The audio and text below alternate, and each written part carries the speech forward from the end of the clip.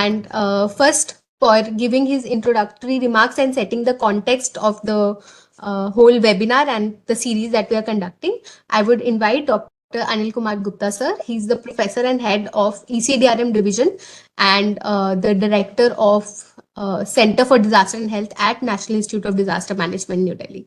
Over to you, sir. Thank you, Atisha. I welcome all the panel experts on board. I think this is the fourth one. Atisha, am I correct?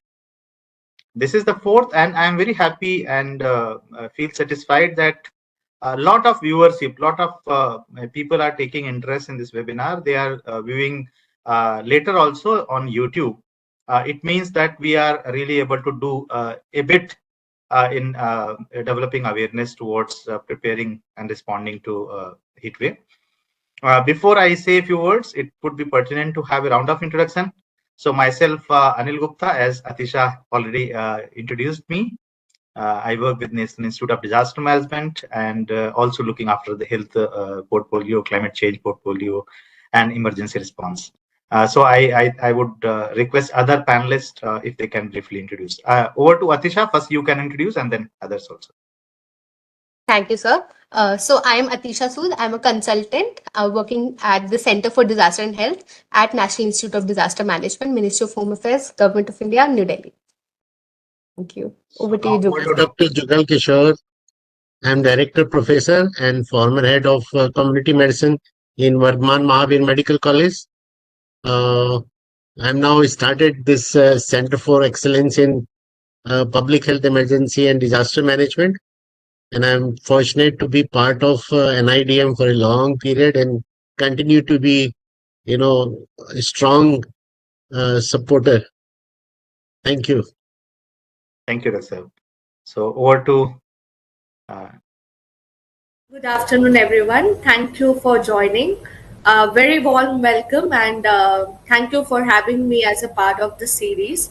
I have been very closely been a part of all the work of NIDM and as a technical support to National Program Climate Change and Human Health from UNICEF India Country Office.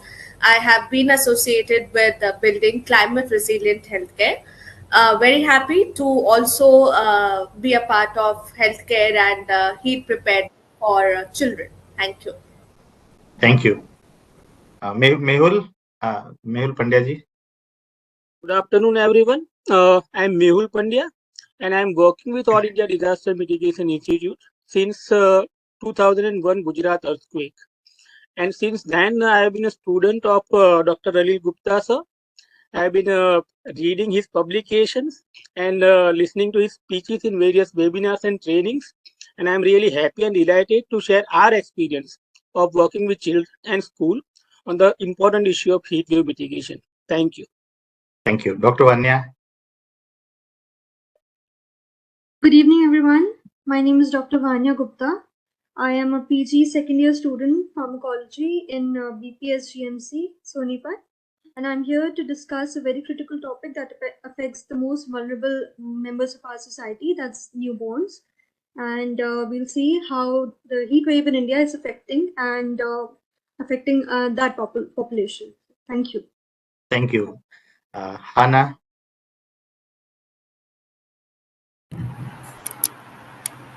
Then Michelle. Or we can. Hannah.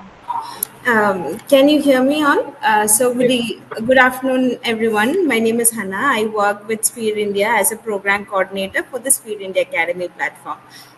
Looking forward for the session. Okay, so is Michelle is here? Would like to introduce? Or we move ahead. Or Fatima? Or Atisha? Yes, Fatima is here. Yes. Good afternoon, everyone. My name is Fatima. I work as a senior project associate with NIDM. Thank you. So over to Atisha to take the. Thank you, everyone. Thank you for introducing, and our participants and our attendees will also get an idea of what sort of panel we have. I would request all the attendees also to introduce themselves in the chat box. Use the chat box to introduce yourself. And meanwhile, now I would request Anil sir to give his introductory remarks and set the context for today's webinar. So I'll be very brief, and I think panelists have already started doing their job introducing the subject of today. And very important, this is the most vulnerable sections of our society, children, and children of different age, and they have different engagements, different roles being played. This is now summer season, so exams are over, new sessions have started, so they also trying to find out outing time with their friends, but that leads to, say, a different kind of exposure, and different kind of exposure not only in cities, but in small towns the exposure is different. And if the children belongs to poor community, peri-urban community, rural community, then the engagements are different, so the exposure will also be different. So the issues when we talk about the children, two dimensions: how do we look from the institutional and social aspects, and how do we look at the individual aspects? So what are the lessons from the children and young population to take care of themselves and other children, but also at the institution as a family, how do we make our children aware, how do we take care of them? So 3 or 4 points, I think. When we talk about housing, so how different kind of housing designs can affect their exposure, their impact on children. So within schools also, the designing of classrooms, the ventilation, these things will matter. Availability of drinking water, in case of something happens, what kind of first aid. So within the educational institutions, at home also. So this also leads, but not only within the school or within the home, but when they commute. So basically, the in between, the exposure on the road, whether they go by auto rickshaw or bus or whatever means, or bicycle. Then the food. Certainly, the young people are more lured by the new food habits, like the fast food and all, which are the fast food which can really help protect, or which would not help protect. So how do we understand? So how to influence their understanding about the choices of food so that they can sustain the impact of heat. Clothing. So how fashion and the heat protection in clothing can really match. I think these are also a point, and very important point. I have seen in Hyderabad or Telangana, people wearing the synthetic clothes in hot summer and then feeling like burnt. So how do we address that? And the last point, that how to keep ourselves highly hydrated. So what amount of water, and how do we really make it available? How to improve our habits so that water is always available. So these are the 3-4 points which come to my mind, but there are several other dimensions, and speakers will certainly touch upon those. Professor Jugal Kishore is here. So almost a long journey of almost 2 decades working with Professor Jugal Kishore on various fronts. Very happy to have other speakers. UNICEF is always a long-time partner. So let us listen to our experts, and उम्मीद है, पूरी आशा है कि ये विषय सबको बहुत पसंद आएगा, और इसको हम जो भी आज बात हो रही है उसमें जो बातें आपको अच्छी लगें, जो पार्टिसिपेंट्स हैं उनको जो बातें अच्छी लगें, जो काम की लगें, उनको और जितना फैलाएंगे और जितना लोगों को बात करेंगे, उसके हमारे पास लाभ और ज्यादा होंगे। और अगले 7-8 दिन अभी थोड़ी गर्मी बहुत ज्यादा रहने वाली है, पर्टिकुलरली नॉर्थ में, सेंट्रल में, तो उसको लेकर के खुद भी अपना ख्याल रखें। So over to Atisha for moving to the panel. Thank you. Thank you, sir. Thank you for setting the context. हमारे वेबिनार का क्या मकसद है और हम लोग क्या अचीव करना चाहते हैं, ये सब हमारे पार्टिसिपेंट्स को बताने के लिए बहुत बहुत धन्यवाद। इससे पहले कि मैं नेक्स्ट सेशन को मूव करूं, आई वुड रिक्वेस्ट कि सारे participants in between sessions keep having some water. तो एक सेशन से दूसरे सेशन पे जैसे ही हम मूव होंगे तो यू विल बी रिमाइंडेड कि आप पानी भी साथ साथ में पीते रहे। नेक्स्ट हमारा सबसे पहले हमारे पास पैनल में है mister Mehul Pandya ji. Sir senior advisor हैं in DRR and recovery at All India Disaster Management Institute. Sir आज हमें बताने वाले हैं understanding, he is going to talk about understanding the health impacts and promoting heat wave safety at school and home for children. Over to you sir. Pandya ji, मेरा आपसे अनुरोध है कि अगर आप अपने संभाषण में कुछ गुजराती के भी कुछ वाक्य बोलेंगे तो मुझे लगता है थोड़ा सा उनमें भी कोई अगर की पॉइंट्स है, 1-2 पॉइंट 3 पॉइंट्स जो लगे आप गुजराती में बता सकते हैं, तो हमारे जो भाई लोग अगर वहां से भी कुछ जुड़े हैं तो उनको भी थोड़ा लाभ होगा जी।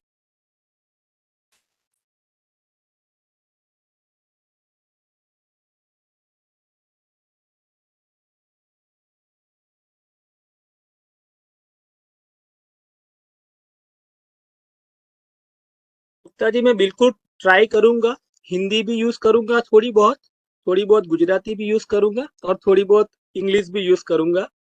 जी जी। तो आज का जो हमारा टॉपिक जो है वो बहुत ही इम्पोर्टेंट टॉपिक है और वो है emergency preparedness session on heat wave preparedness. और ये हमको ध्यान में रख के कर रहे हैं हम लोग बच्चों और स्कूल्स को।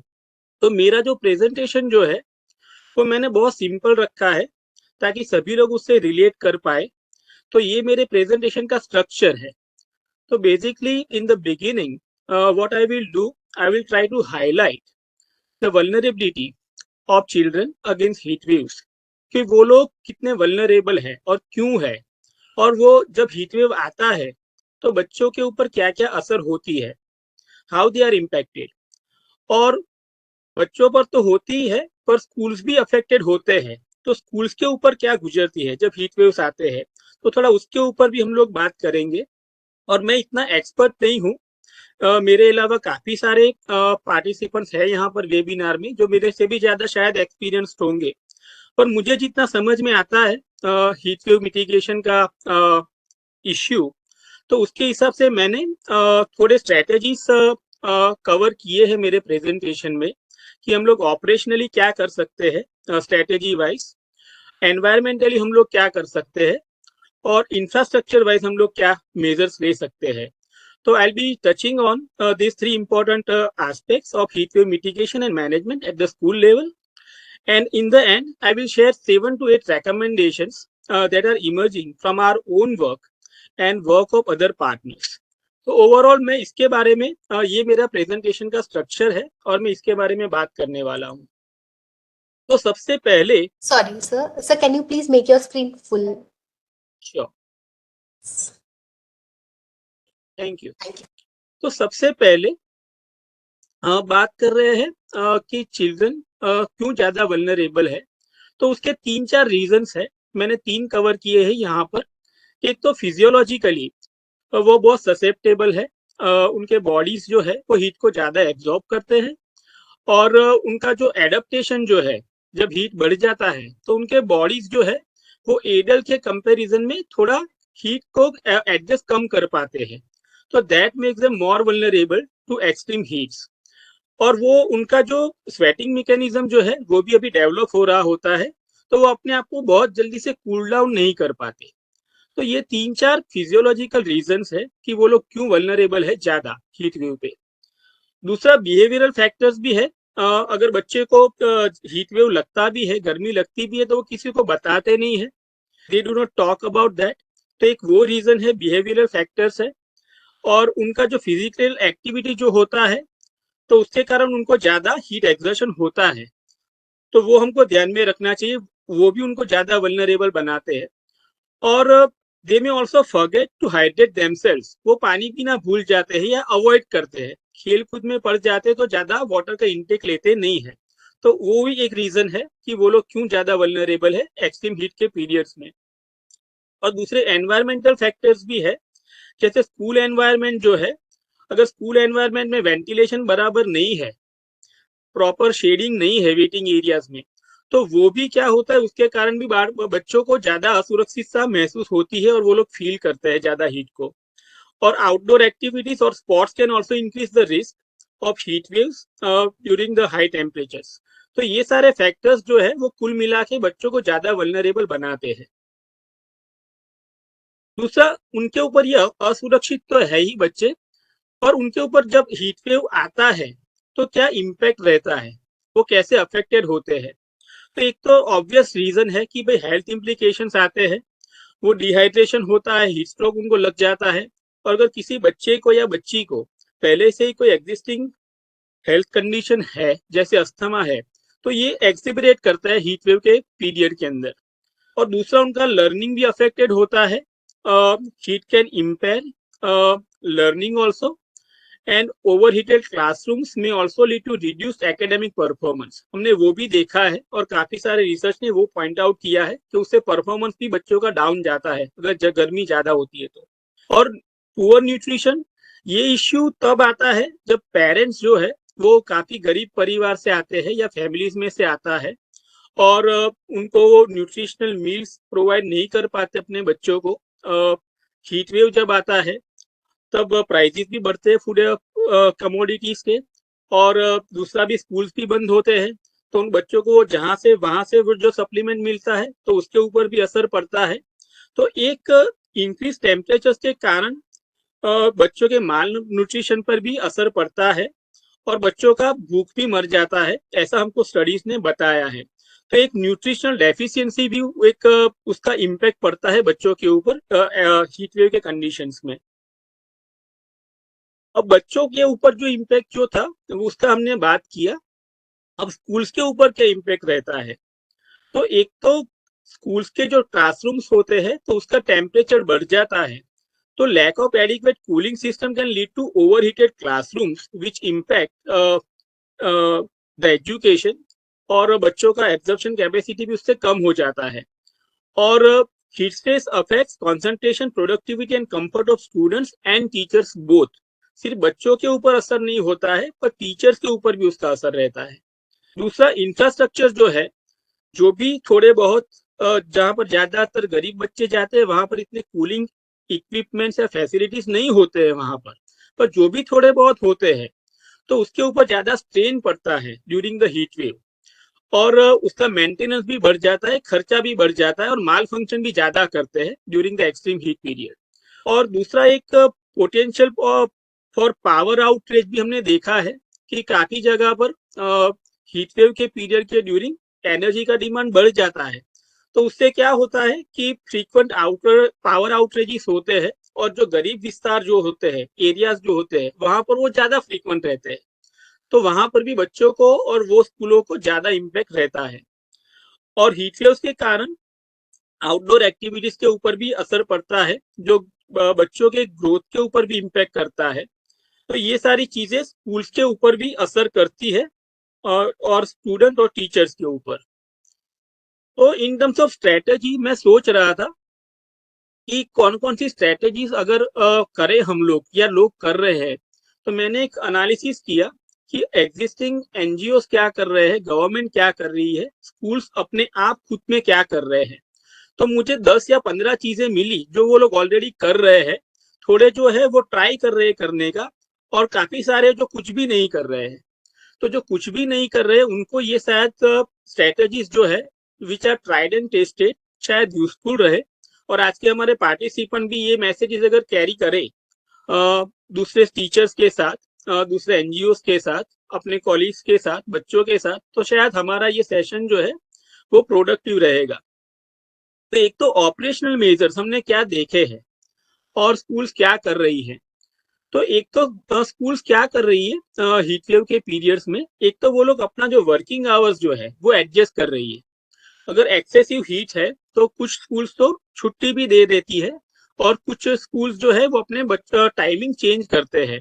तो एक टाइम मैनेजमेंट बहुत इंपॉर्टेंट इश्यू है हीट वेव के संदर्भ में, अगर हमको बच्चों को प्रोटेक्ट करना है, उनके लर्निंग को प्रोटेक्ट करना है, तो एक ये चीज हम लोग कर रहे हैं। दूसरी चीज, heat wave inclusion in school disaster management plans, ये काफी हद तक हुआ नहीं है, इन थियरी है, अभी भी ऑन पेपर है, काफी सारे बात करते हैं, पर काफी सारे स्कूल्स के अंदर हीट वेव मैनेजमेंट का प्लानिंग जो होता है वो अभी तक हुआ नहीं है। तो एक ये बहुत बड़ा एरिया है कि हमको हीट वेव प्लानिंग को स्कूल डिजास्टर मैनेजमेंट प्लान के अंदर इनकॉर्पोरेट करना चाहिए, और एक बहुत बड़ा एरिया है। दूसरा, पेरेंटल कम्युनिकेशन जो है वो हो रहा है पर बहुत सारी स्कूलों में नहीं भी हो रहा है, और ये एरिया है जो हमको स्ट्रेंथन करने का जरूरत है। और जैसे भी हो सके एसएमएस, ईमेल्स, व्हाट्सएप जैसे एप्लीकेशन के थ्रू हमको पेरेंट्स को टाइम टू टाइम अपडेट करना चाहिए अगर स्कूल में कोई भी चेंज हो रहे हैं because of heat wave conditions. और दूसरा एक एरिया है जो स्कूल्स कर रही है, वो है बच्चों को पढ़ाते हैं पर इनफॉर्मली पढ़ाते हैं हीट वेव के बारे में। तो अगर इसको थोड़ा फॉर्मलाइज किया जाए, करिकुलम का पार्ट बना दिया जाए इसको, तो शायद हम लोग ज्यादा बच्चों तक और पेरेंट्स तक पहुंच पाएंगे। तो ये थोड़े बहुत ऑपरेशनल मेजर्स है जो स्कूल्स ऑलरेडी ले रहे हैं और हमको ये ज्यादा करनी चाहिए। दूसरा, in terms of environmental measures क्या हो रहा है और हमको क्या ज्यादा करने का जरूरत है। अभी उसके अंदर सबसे बड़ी चीज जो आ रही है वो है वाटर इश्यू आ रहा है। ऐसा नहीं है कि काफी सारी स्कूल में वाटर का अवेलेबिलिटी नहीं है, वाटर का अवेलेबिलिटी है, पर वाटर टैप्स बहुत कम है in comparison to number of students और स्टडीइंग दैट। तो एक बहुत बड़ा काम है जो करने लायक है, वो ये है कि हमको ज्यादा से ज्यादा क्लीन वाटर ड्रिंकिंग के टैप्स बनाने चाहिए, ताकि ज्यादा से ज्यादा बच्चे कम समय में क्लीन ड्रिंकिंग वाटर को एक्सेस कर पाए। ये हमारा लेसन था कोविड के ड्यूरिंग भी हम लोगों ने ये देखा था कि अगर हैंड वॉशिंग स्टेशन है पर वो भी वहां पर टैप्स बहुत कम है, 2 या 3 ही है, और बच्चों के जो नंबर जो है वो 200-300 है, तो ये सब बच्चे कब तक हाथ धो पाएंगे? आधा घंटा तो कोई लाइन में खड़ा नहीं रहेगा। तो एक बहुत बड़ा और बहुत बहुत छोटा इश्यू है, पर बहुत इंपॉर्टेंट इश्यू है जो हमको एड्रेस करना चाहिए, जो काफी सारी जगह पर अभी तक नहीं हुआ है। दूसरा, ट्री प्लांटेशन जितना होना चाहिए उतना नहीं हो रहा है। स्टेट्स भी कर रहे हैं स्कूल्स के लिए, पर उनके पास एडिक्वेट फाइनेंशियल रिसोर्सेस नहीं है, तो ये सब चीजें भी हमको देखना चाहिए। दूसरा, हमको आउटडोर एक्टिविटीज जो है, जो टीचर्स को बोला जाता है करने के लिए, स्टूडेंट्स को बोला जाता है करने के लिए, उसको जो है हमको रिस्ट्रिक्ट करने का जरूरत है, specially during the heat wave, alerts and warning period. तो ये सारी कुछ चीजें हैं जो हम लोग कर सकते हैं as environmental measures. Third set of measures is about infrastructure measures. तो कूल रूफ्स और रिफ्लेक्टिव मटेरियल्स का यूज कुछ स्कूल्स कर पा रही है, पर ज्यादातर स्कूल्स में अभी भी इसका लिए बजट नहीं है और ये नहीं हो पा रहा है। हमने इन अहमदाबाद हमने थोड़ा शुरू किया है एज ऑन पायलट बेसिस, और हम लोग कुछ स्कूलों को लेके ये कूल रूफ का भी काम कर रहे हैं, रिफ्लेक्टिव मटेरियल्स भी यूज करवा रहे हैं, नंबर ऑफ वाटर टैप्स जो है उसको भी हम लोग बढ़ा रहे हैं। तो ये बहुत इंपॉर्टेंट है कि हम लोग इसका एप्लीकेशन करें, क्योंकि आप कितने भी एसीस लगा दे, लेकिन अगर आप ट्री प्लांटेशन नहीं करेंगे, आप कूल रूफ्स का यूज नहीं करेंगे, आप रिफ्लेक्टिव मटेरियल्स का यूज नहीं करेंगे, आप एनर्जी एफिशिएंट बिल्डिंग्स नहीं बनाएंगे, आप सोलर एनर्जी का यूज नहीं करेंगे, तो उससे एनवायरमेंट के ऊपर काफी बुरा असर रहेगा और ज्यादा वो बढ़ता ही जाएगा। तो हमको ऐसे मेजर्स करने चाहिए जो एनवायरमेंटल फ्रेंडली रहे और पैसिव कूलिंग को प्रमोट करे। दूसरा, वेंटिलेशन सिस्टम्स, वो भी आपने कई सारे स्कूलों में एक्सपीरियंस किया होगा कि वेंटिलेशन ही नहीं है, तो उसको कैसे स्ट्रक्चरली हम लोग एड्रेस करें और प्रॉपर वेंटिलेशन हवा मिले, ऐसा हमको देखना चाहिए स्कूल के बिल्डिंग के अंदर। और हमको ग्रीन स्पेसेस क्रिएट करना चाहिए, ऑन रूफटॉप भी कर सकते हैं, स्कूल के सराउंडिंग में भी कर सकते हैं। तो ये कुछ इंफ्रास्ट्रक्चर मेजर्स है जो हम लोग ले सकते हैं। नाउ मेरा लास्ट स्लाइड है, और ये लास्ट है, it talks about some important recommendations. तो एक ये है कि हम लोग ऐसा सोचते हैं, ये हमारा मतलब वो असम्पशन, हम लोग अज्यूम कर लेते हैं कि हमको पता है कि स्कूल्स में हमको जाके क्या करना है, पर बहुत कम लोग स्कूल के अंदर जाते हैं और क्लासरूम के अंदर जाके वो लोग मेजर करते हैं कि भाई थर्मल टेम्परेचर कितना है। थर्मल कंफर्ट होता ही नहीं है स्कूल के क्लासरूम्स के अंदर। वो जब हम लोग मेजर ही नहीं करेंगे तब तक हमको पता ही नहीं चलेगा कि भाई हमको इसको मिटिगेट कैसे रिड्यूस कैसे करना है। तो एक रिस्क असेसमेंट जो है वो हमको करने का बहुत जरूरत है, और specially in schools that are very poor, और वो ऐसे आउटस्कर्ट्स एरिया में होते हैं जहाँ पर गरीब लोगों के बच्चे पढ़ने जाते हैं, तो वहां पर हमको ये शुरुआत करना पड़ेगा। दूसरा, हमको कूलिंग डिवाइसेस इम्प्लीमेंट करने पड़ेंगे ज्यादा से ज्यादा, फैंस लगाने पड़ेंगे। एयर कंडीशनर तो खैर सही सभी जगह पर पॉसिबल नहीं है, पर हमको शेडिंग से ज्यादा करना पड़ेगा, और हमको ज्यादा से ज्यादा वेंटिलेशन का प्रोविजन रखना पड़ेगा या करना पड़ेगा। दूसरा, हमको जैसे मैंने पहले भी बताया कि हाइड्रेशन इंफ्रास्ट्रक्चर, हमको एक्सेस टू क्लीन वाटर और वाटर फैसिलिटीज उसको एक्सपांड करना चाहिए, ज्यादा से ज्यादा टैप्स लगाने चाहिए, और हमको प्रोएक्टिव इन्वेस्टमेंट्स करने चाहिए। अब जब मैं प्रोएक्टिव इन्वेस्टमेंट्स का बात करता हूँ तो हमको कूल रूफिंग मटेरियल्स के अंदर इन्वेस्ट करना चाहिए। हमको ऐसा टेक्नोलॉजीज लाना चाहिए कि भाई हीट जो है वो रिफ्लेक्ट करे, ताकि बिल्डिंग जो है वो कूल रहे। हमको ग्रीन स्पेसेस डेवलप करना चाहिए हमारे कैंपस में, और हमको एनर्जी एफिशिएंट बिल्डिंग डिजाइन के ऊपर फोकस करने का जरूरत है। दूसरा, कैपेसिटी बिल्डिंग ऑफ टीचर्स और स्कूल स्टाफ, क्योंकि क्या होता है कि हीट वेव्स के अंदर अगर किसी को शॉक लगता है बच्चे को, तो उसके सिम्टम्स क्या है, तो वो सिम्टम्स समझने के लिए भी ट्रेनिंग चाहिए। अभी अच्छा सिम्टम समझ लिया, तो सिम्टम समझने के बाद में फर्स्ट एड क्या देंगे, तो उसका भी समझ होना चाहिए।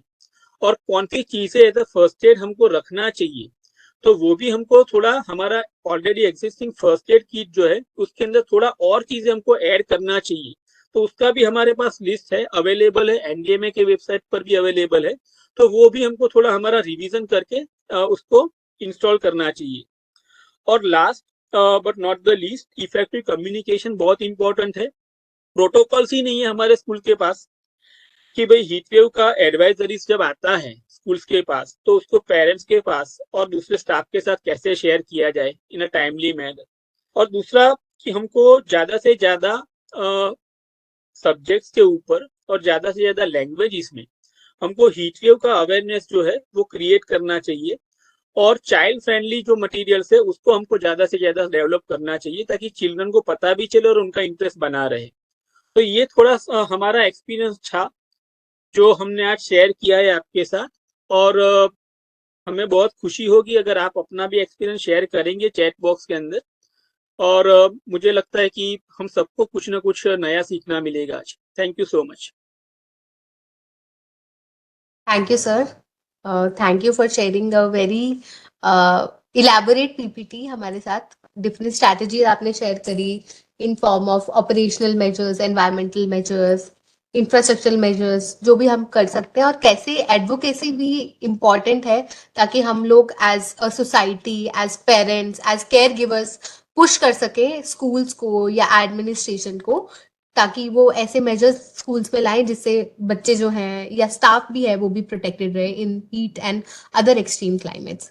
सो thank you so much sir, thank you for presentation. Next हमारे पास ऑन द पैनल है doctor Jugal Kishore sir. Sir is a director professor at department of community medicine in Vardhman Mahavir medical college and Safdarjung hospital. Sir आज हमारे साथ बात करेंगे एक medical perspective से on health impact of heat waves on children, और क्या क्या स्ट्रैटेजीज जो हैं प्रिवेंटिव स्ट्रैटेजीज वो हम लोग यूज कर सकते हैं to combat the effect of heat waves on children. So over to you sir. मेरी आवाज आ रही है? पीपीटी जी सर, आपकी पीपीटी भी दिख रही है और आवाज भी आ रही है। हाँ वो ठीक करना पड़ेगा। नहीं ऊपर देख लो ना हमारा कौन सा है रूम, हमारा रूम जो है उसको ठीक करना होगा। हाँ, उसको करो। हाँ नहीं नहीं सामने वाला। अब एक मिनट में कर ली उसको रख लेना। Sorry. Yeah.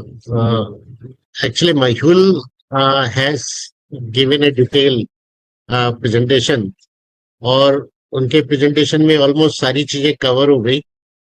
हेल्थ पर्सपेक्टिव से कैसे पेशेंट बनेगा, कैसे उसे मैनेज करना है, वो हॉस्पिटल का दायरे में आता है, लेकिन घर पे कैसे कर सकते हैं वो हम शायद बात कर सकें। लेकिन मैं सिर्फ कोशिश करूंगा कि कम से कम चीजों में आपको बताने की कोशिश करूं कि कैसे हम इसको मैनेज कर सकते हैं। और फ्यूचर में एक्चुअली ये हर साल हम इस पे चर्चा करेंगे, लेकिन एक ऐसा रेवोल्यूशन भी होना चाहिए शुरू, जिसमें हम क्लाइमेट चेंज को रिवर्स कर पाए या उसको रोक पाए। और अभी से शुरुआत करें तो मे बी आई थिंक 10 साल में कहीं ना कहीं असर पड़े, क्योंकि हमारे बच्चों पे सीधा इसका असर पड़ रहा है। तो जो डिजास्टर हीट वेव के रूप में अभी उभर के आ रहा है, उसको हम कैसे कंट्रोल करेंगे। तो ये क्लाइमेट चेंज से इफेक्ट पड़ रहा है, ये अब समझ में आता है। अगर किसी को कोई डाउट है इसके अंदर, तो हम उस मुद्दे को ले सकते हैं कि ये कैसे क्लाइमेट का ही इशू है और उसमें इस तरह की प्रॉब्लम हो रही है। नाउ ये देखिए कि ये पिछले कई मतलब कि दशकों में कंटिन्यूसली हमारा टेम्परेचर बढ़ रहा है, और वही एक रीजन है कि जब हर साल जब गर्मियां होती हैं तो वो और ज्यादा टेम्परेचर से हो रहा है। तो आप ये देखेंगे कि ये एक तथ्य है या कहना चाहिए ट्रुथ है, जो हम इसको इग्नोर नहीं कर सकते कि कंटिन्यूसली बढ़ रहा है। और उसके रीजन भी है, हमने पिछली बार भी कई बार इस बारे में बात की कि वो ट्रांसपोर्टेशन का रीजन हो, या फिर हम जो इतना ज्यादा फ्यूल कंजम्पशन कर रहे हैं, अननेसेसरी जो हमने अपना कॉन्क्रीटाइजेशन कर दिया है, डिफोरेस्टेशन कर दिया है, उनसे ही असर पड़ रहा है सारा, जिससे जो कि अभी का नहीं है, पिछले 100 साल से इसके ऊपर असर पड़ रहा है। प्रॉब्लम यह है कि किसी जगह पर अगर बारिश हो रही है तो किसी जगह पर ड्राउट है, फेमाइन है, और फिर हमारे जो बच्चे इस तरह के एटमॉस्फेयर में, या जब उस तरह का हीट चल रही होती है, तो हम देखते हैं कि वो बहुत ही माइनर शेड के अंदर पड़े होते हैं, और वहां पर हम देखेंगे कि उनके ऊपर कोई अच्छे से शेड नहीं पड़ी हुई, और वो अपने आप को कैसे बचा पाते हैं, और कैसे वो, और ये जैसे इसमें सो रहे हैं, हमें ऐसे लग रहा है सो रहे हैं, लेकिन वो एक ड्राउजीनेस का भी एक लक्षण हो सकता है कि वो अपने आप को बेहोशी हालत में रहते हैं, और वो फिर जब तक टेम्परेचर कम होता है तब तक वो उस हालत में पड़े रहते हैं, और उन्हीं में से कोई ऐसे बच्चे या बड़े हॉस्पिटल पहुंचते हैं कि इनकी हालत बहुत ज्यादा खराब हो गई। तो ये एक रीजन है। दूसरा, यूनिसेफ के हमारे एक एक्सपर्ट ऑलरेडी हैं, लेकिन उन्होंने कहा हुआ है कि ऑलमोस्ट 1/3 या 1/3 बच्चों के ऊपर इसका असर पड़ रहा है, और वो एक साल में 4 से 5 बार हीट वेव के शिकार होते हैं। और उसका जो एक्सपोजर है वो सिर्फ ये नहीं, पर टेम्परेचर जो 35 डिग्री से ऊपर है वो कंटिन्यूसली उनको इफेक्ट कर रहा है। या कहना चाहिए कि एक कंटिन्यूस डेज होता है या उससे लंबे, जैसे 5 दिन या 5 दिन से ज्यादा, जब उसका असर इस बच्चों पे पड़ता है। और ये भी देखा गया कि वो कंटिन्यूसली कभी कभी 15-20 दिन तक भी उनके ऊपर जब टेम्परेचर रहता है, तो हमारे शरीर के जितने भी ऑर्गन है या मसल्स हैं, उन पे इसका अलग असर पड़ता है। और वो क्या असर है, थोड़ा सा मेहुल जी ने बताया, लेकिन एक जो फिजियोलॉजी है, जो हमारा फंक्शन चल रहा है बॉडी का, उसमें अगर हम बच्चों की बात करें तो ये देखा गया कि उनके अंदर जो थर्मो रेगुलेशन होता है, जो हमारे टेम्परेचर को मेंटेन रखता है, हमारे बॉडी के टेम्परेचर को मेंटेन रखता है, वो एक्सटर्नल टेम्परेचर और इंटरनल टेम्परेचर को कैसे बैलेंस करके रखेगा, और हमारे कौन कौन से सिस्टम है जो एक्टिवेट होते हैं, जैसे पसीना आना, वो एक सिस्टम है। तो वो थर्मो रेगुलेशन उसको मैकेनिज्म को रेगुलेट करता है। तो वो देखा गया कि इन बच्चों में वो थोड़ा सा इमेच्योर होता है, और मेटाबॉलिक रेट इनमें ज्यादा होता है। ये बहुत मेहनत करते हैं और बच्चे एक्टिव रहते हैं, तो उनमें मेटाबॉलिज्म बहुत ज्यादा है, और उनको पसीने थोड़ा देर में आते हैं, तो थ्रेशोल्ड ज्यादा है। तो टेम्परेचर का एक्सपोजर ज्यादा हो गया, लेकिन पसीने उनके बाद में आते हैं, तो वो एक और रीजन है।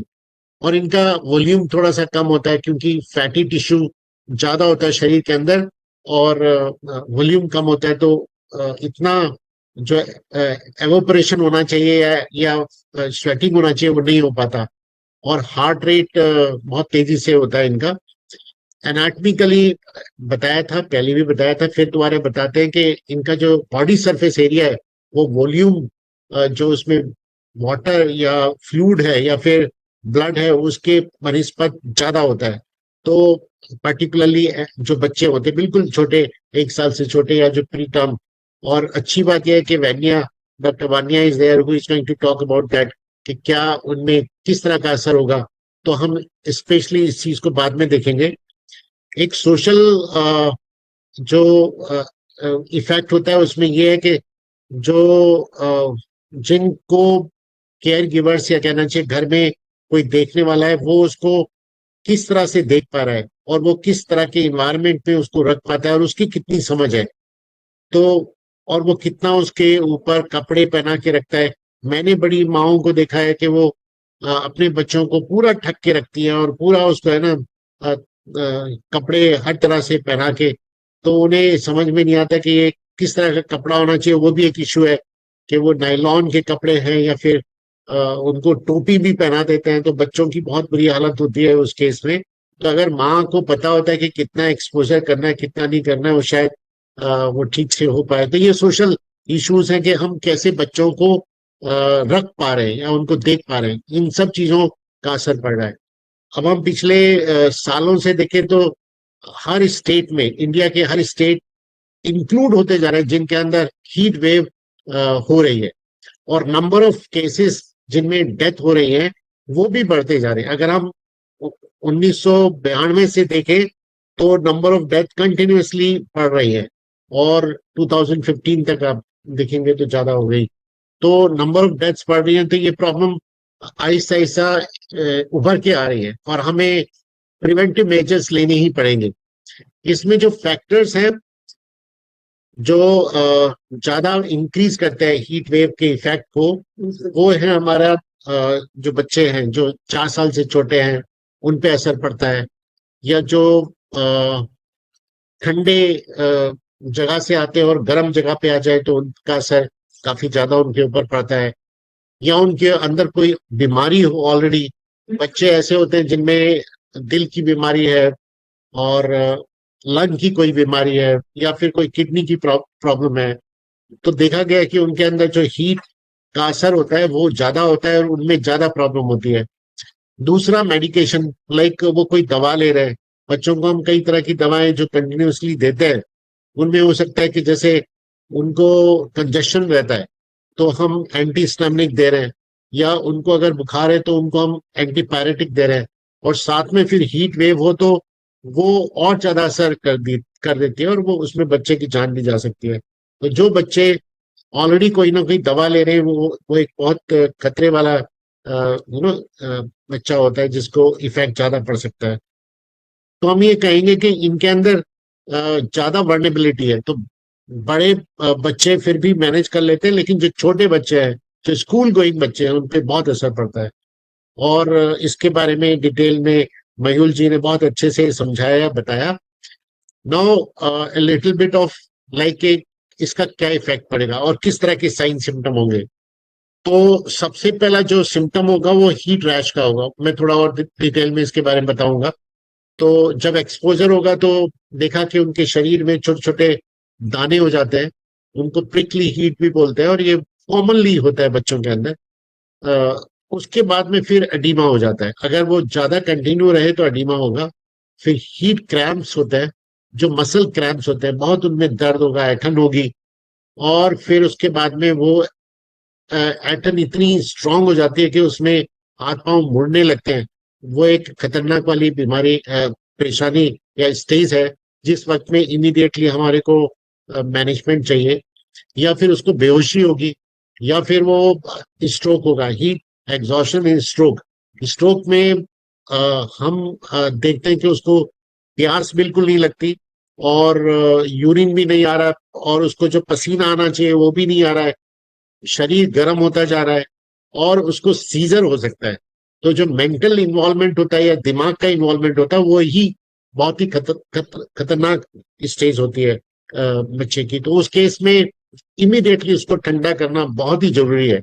तो ये अगर साइन सिम्टम होते हैं तो इमीडिएटली उसका हमें वो करना चाहिए। तो ये देखिए कि हीट रैश और हीट एडिमा होगा, फिर हीट क्रैम्प्स और हीट टेक्नी होगी, या फिर सिंकपी होगी, और फिर heat exhaustion and heat stroke होगा। और उसके सिम्टम्स जैसे मैंने बताया।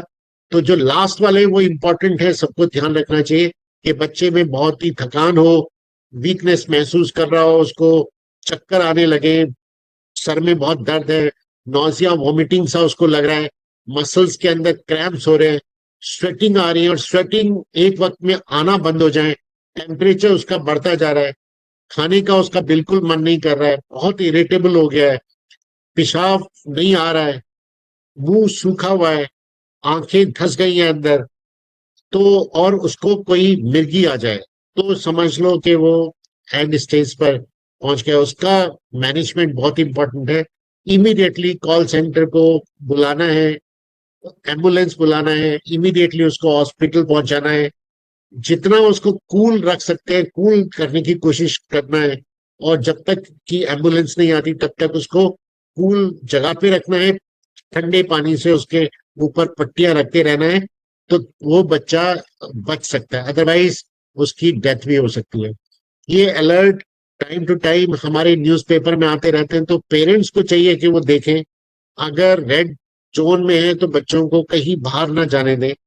ये इम्पोर्टेंट है कि वो समझें कि इस तरह का अलर्ट न्यूज़पेपर में या मोबाइल पर या फिर कोई भी मीडिया से आपके पास में आता है उस दिन का, इमीडिएटली उस पर एक्शन अपने बच्चों पे या अपने बूढ़े लोगों पर या अपनी प्रेग्नेंट वेमेन के ऊपर जरूर लागू करें।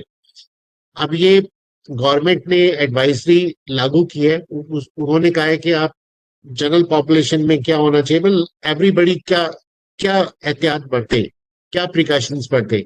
तो उनको जैसे पहले भी बता चुके हैं कि हमें हमेशा पानी पीते रहना चाहिए और कोशिश करनी चाहिए कि हम जब भी कहीं बाहर निकले हैं तो पानी अपने साथ लेके चले, छतरी लेके चले। अगर ORS है तो बहुत ही अच्छा है, वो तो और भी अच्छा है। लेमन वाटर है या लस्सी है, उस तरह का सेवन करें और fresh seasonal fruits and vegetable ही खाएं, है ना। जैसे वाटर मेलन है, मस्क मेलन है, ऑरेंज ग्रेप्स और पाइनएप्पल, इस तरह की चीजों का सेवन करें। हमेशा अपने आप को खुला ना छोड़े। इवन अगर मैंने कहा कि कपड़े इतने ज्यादा ना हो, लेकिन इतने भी ना हो कि पूरा शरीर के ऊपर सीधा हमारा सन एक्सपोजर हो या सूर्य की किरणें हमारे शरीर पे लगे, ऐसा नहीं होना चाहिए। कवर रहे तो वो प्रोटेक्ट करता है। और लूज कपड़े पहने, कॉटन के कपड़े पहने, लूज कपड़े पहने। हमेशा हेड हो या फिर ऊपर से ढका हुआ हो, टॉवल रख सकते हैं, कोई भी जरूरी नहीं कि हमारे को हेड ही होना चाहिए या अम्ब्रेला ही होना चाहिए। और हमेशा चप्पल पहन के रहें, ये नहीं कि नंगे पांव आप चल दें। तो ये चीजें जो जनरल पॉपुलेशन के लिए उन्होंने कहा, जो अलर्ट है, जैसे मैंने आपको बताया कि किस तरह का अलर्ट आ रहा है, तो रेडियो न्यूज के अंदर या टीवी के अंदर कोई भी इस तरह का अलर्ट आता है, इमीडिएटली उस पर ध्यान दें और अपने परिवार में उसको लागू करें। और जो लोग इससे ज्यादा इफेक्ट हो सकते हैं उनको ध्यान से उनको रखें। घर के अंदर कूलनेस की क्रिएट करें। इन दिनों में अगर हम कहें कि वेंटिलेशन, पूरे दरवाजे खोल दो, खिड़कियां खोल दो, तो वो जो एयर है या गर्म बहुत ज्यादा हो जाता है, तो हमें ढक के बंद करके रखना पड़ता है, अंदर कूल रखना होता है। तो वेंटिलेशन का मतलब ये नहीं होता कि हम हवा को आने दें। अगर बाहर का लू है या गर्म है तो वो घर के अंदर बहुत तेजी से गर्म कर देगा। तो हमें देखना है कि डायरेक्ट सनलाइट ना हो, उसको हम अवॉइड कर सके। दरवाजों को, खिड़कियों को बंद करके रखें और रहे कि उसमें एक वेंटिलेशन प्रॉपर, जैसे रोशनदान टाइप में होते हैं, वो ज्यादा अच्छे है। एग्जॉस्ट फैन है वो ज्यादा अच्छा है एज कम्पेयर टू तो ये सब हैं जो हमें करने हैं। जो नहीं करने हैं वो ये है कि 12 बजे से 3 बजे तक बाहर नहीं निकलना है, जबकि सन एकदम हमारे ऊपर होता है। तो कोई भी काम करना है, सुबह सुबह कर लो या शाम के वक्त करो, दिन के अंदर बिल्कुल नहीं करना है। ये हम अपने बच्चों को बड़ा ध्यान रखें कि दिन के वक्त में उन्हें खेलने नहीं देना है, ज्यादा स्ट्रेनस एक्सरसाइज नहीं करने देना है, बहुत तेजी से भागना, मेहनत करना, वो नहीं करना है इन बच्चों को। बेयर फुट बाहर बिल्कुल ना जाए, नंगे पांव बिल्कुल ना जाए।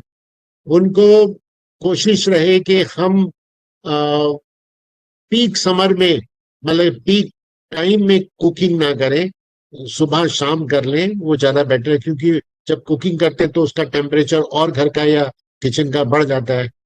उन बच्चों को कॉफी, चाय, अल्कोहल, कार्बोनेटेड ड्रिंक्स, इन दिनों में बहुत वो कोशिश करते हैं, कैंपा, कोका कोला, स्प्राइट, ये सब जिसमें बहुत ज्यादा शुगर होती है, उससे और प्यास लगती है और उसका डिहाइड्रेशन होता है।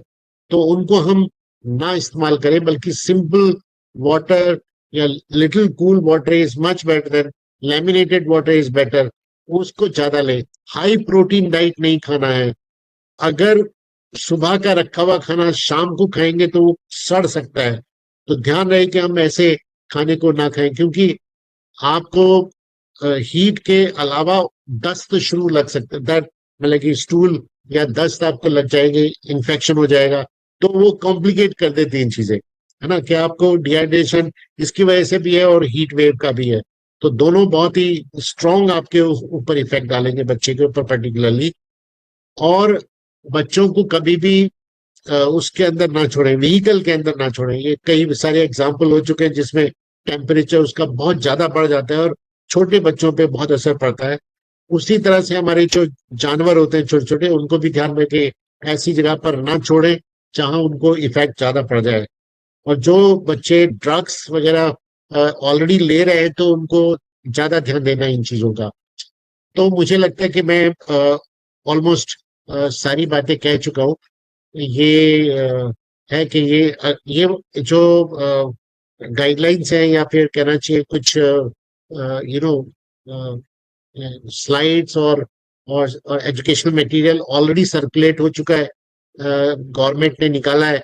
और इसको ध्यान से पढ़े, इसमें देखेंगे कि बहुत सिंपल वे में आपको चीजें दिखाई गई हैं और बताई हुई है कि अगर आपको ये होता है तो हीट रिलेटेड इलनेस हो गई है और हमें इमीडिएटली एम्बुलेंस बुलानी है।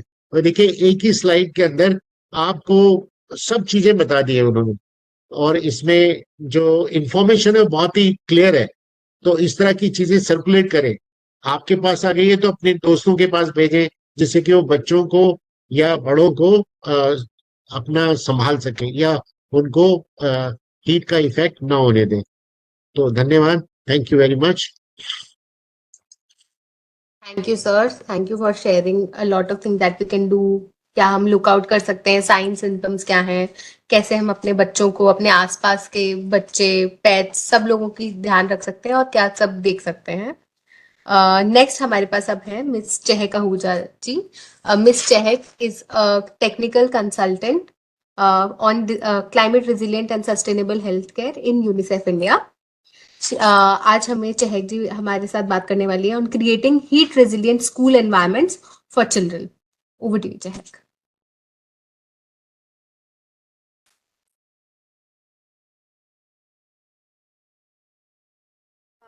Thank you for the introduction.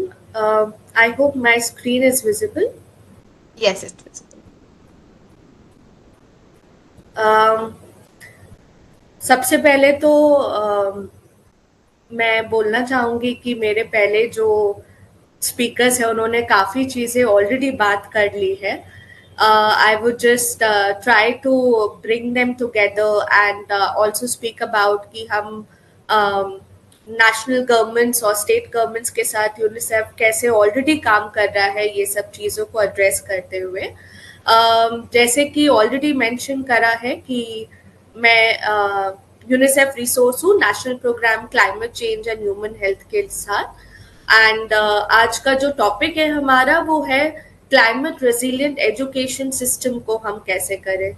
तो पहले जो स्पीकर्स है उन्होंने ऑलरेडी सिचुएशन जो है हमारा ज़्यादा मैं उसमें नहीं जाऊंगी स्टैटिस्टिक्स में, but climate change has been a public health emergency that has been declared jointly by UNICEF and WHO in various platforms. We have recognized that it is a emergency situation that we are living in, and ये emergency थोड़ी ज़्यादा हमें we are experiencing in our country and Asian regions and other regions as well. UNICEF has done number of studies जिसमें बच्चों को लेके सबसे ज्यादा बताया गया है कि रिस्क किस तरीके का है. तो क्लाइमेट चेंज से जो रिस्क हो रहा है वो बच्चों के लिए वो हाई रिस्क बोला गया है, जिसमें इंडिया जो है वो 7th हाई रिस्क कंट्री में आता है ग्लोबली. और ये रिस्क किस किस तरीके के हैं, that is that the children are subjected to adverse consequences of disasters resulting in undernutrition, teenage pregnancy, domestic violence. There is also increased cases of stunting, wasting, underweight, anemia and other cases. So this is all based on evidence that has been created. हम पिछले 2 साल में definitely देख रहे हैं कि India में कितना ज़्यादा हीट बढ़ गई है. सबसे ज़्यादा 2023 and now 2024 the number of days of heat waves have increased drastically, and complete हमारे country में there are more than 345 districts which have been categorized as highly vulnerable to heat waves. तो इससे हमें थोड़ा सा अंदाजा मिलता है कि ये प्रॉब्लम का स्तर कितना है. It is such a vast problem and ये सबको इम्पैक्ट कर रहा है. We as professionals there is a high concern that we are facing.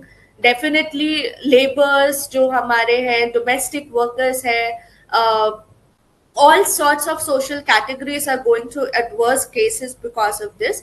Just say definitely this, it's leading to economic and labor loss also, but a huge impact on human health जो मेरे पहले speaker ने भी explain किया in detail कि how it is impacting our human health. तो जब हम बच्चों की बात करें तो एक्सपोजर सेटिंग्स क्या है, किन किन तरीके से कहाँ कहाँ एक्सपोजर होता है when we talking about heat. Definitely schools become one of the prior institutional areas जहाँ पे when during the learning objectives as well as the transportation, after that extracurriculars, all of these become a part of it. Homes also are becoming very vulnerable because a lot of the population in India, जिस तरीके के घरों में हम रहते हैं, slum areas है, बहुत कंजेस्टेड एरियाज है, peri urban and urban areas में there are no open spaces anymore. So that also adds on to the larger vulnerability. तो जब हम हीट की बात करते हैं, हमारा डेफिनेटली साइंटिफिकली हम जब बात करते हैं तो हम सिर्फ टेम्परेचर को लेके चलते हैं, पर higher range of exposure, continuous exposure through all of the activities, through all stages of life and survival is impacting heat. Health care facilities भी इंस्टीट्यूशनली मैंने ऐड करा है क्योंकि हेल्थ केयर फैसिलिटीज में भी जो एक्सपोजर है वो हीट का कुछ काफी जगहों पे बढ़ जाता है because they also do not have access to electricity all the time. जो वेटिंग स्पेसेस होती है वहां पे बहुत ज्यादा कंडीशंस वो नहीं होते कि आप आराम से बैठ सके और आपको छांव मिले. पानी की व्यवस्था जो होती है वो भी थोड़ी सी कभी कभी दिक्कत में रहती है. तो there are lot of exposure settings that the children are exposed to when we're talking about heat. Throughout, definitely the number of days has increased, the temperature has increased, that is there. So institutional levels also, wherever they are present, that gets compromised. Along with, we have non-institutional settings and pathways. So everything related to transportation, your physical activity, extracurricular activities, all of this जो मेरे पहले भी काफी लोगों ने जिन पे बात करी है, ये सारे एक्सपोजर सेटिंग्स एंड पाथवेज तो इन ऑल पूरा डेवलपमेंट में एंड चाइल्ड हेल्थ में दिस इम्पैक्ट्स. एजुकेशनल फैसिलिटीज की अगर हम बात करें तो डेफिनेटली बहुत सारी स्टडीज है और हमारे पास एविडेंस है, लेकिन यहाँ पे I have tried to use this information जो हमें बच्चों से ही मिली है from a couple of states where UNICEF India has been working, और उनको क्या तरीके से impact होता है. तो the children themselves have recognized that how because of global warming the hand pumps dry up, they do not have access to water, continuous and reliable drinking water. The weather is already hot, and why they do not prefer to go to school also sometimes. Then definitely when we're talking about education, a real important is quality education. So we are looking at the learning hours being cut. We are looking at higher number of days जब छुट्टियां हो जा रही हैं. So all of this impacts the learning behavior and learning quality of students as well. So as it is mentioned here, there is less teaching happening. The hours have reduced. There is no proper ventilation, etc. Ceiling fans do not work. Heavy sweating happens. जब हम खुद as humans, as individuals, and in this age also we struggle a lot when we don't have proper facilities. So we can definitely understand from the impact of heat waves and the rising temperatures that how it impacts children much more than the normal lifespan of us. So education facilities mein the learning facilities are compromised, the education access is compromised, health and well-being definitely gets compromised, and the learning quality also gets compromised. इस slide में थोड़ा सा एक looking at कि हमारे पास already क्या policies and guidelines है जो सिचुएशन को एड्रेस करने की कोशिश कर रही है.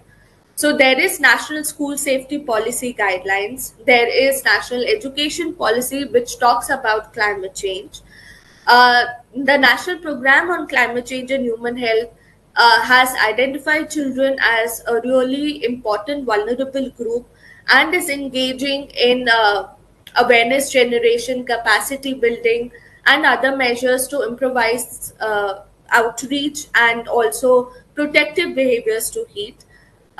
देन डेफिनेटली हमारे डिजास्टर मैनेजमेंट अथॉरिटी के साथ education department and health department का नेक्सस जो है वो काम कर रहा है. और बहुत जगह काफी स्कूल्स में क्लाइमेट चेंज का करिकुलम इंट्रोड्यूस करा हुआ है which addresses a part of awareness that students as well as caregivers and teachers are talking about heat waves and how it is impacting them. Then we're looking at there's also a very important component of eco clubs. बहुत सारे states में UP में specially काफी schools में eco clubs चालू हुए हैं which is looking at greening the school spaces. So outdoors में if there's a good playground but children are not being able to access it, so they're planning plantation and other things around that so that those playgrounds etc can also become accessible and better functional for students during the time of heat waves. तो एक study हुई है California health department ने जिन्होंने ये एक framework तैयार करा है कि हम जब क्लाइमेट चेंज और रेजिलियंस बिल्डिंग की बात करते हैं स्कूल्स में तो उनको क्या क्या करना चाहिए, क्या क्या तरीके हैं. तो very important thing one is in तरीकों को हम दो तरीके से देखते हैं. One is climate adaptation, another is climate mitigation efforts. तो क्लाइमेट अडेप्टेशन की जब हम बात करते हैं तो हम बिहेवियरल पैटर्न्स की बात करते हैं, हम क्या क्या चीजें बदल सकते हैं स्कूल में, क्या करिकुलम ऐड कर सकते हैं, ट्रेनिंग कैसे कर सकते हैं स्टाफ की, ये सारे अडेप्टेशन मेजर्स में आते हैं. और जब हम हीट रेडी स्कूल करके एक कॉन्सेप्ट है इसके बारे में बात करते हैं which is a joint of adaptation and mitigation measures जिसमें हम फिजिकल एनवायरनमेंट जो है उसकी बात करते हैं, इंफ्रास्ट्रक्चर रिलेटेड जो इम्पोर्टेंट एक्शंस है उनकी बात करते हैं और क्या क्या पॉलिसीज है उनकी बात करते हैं. तो and more resources that are required those are also included. So when we are talking about resilience building, we need to look at both adaptation and mitigation measures, which includes your awareness, your response, and how to build these measures.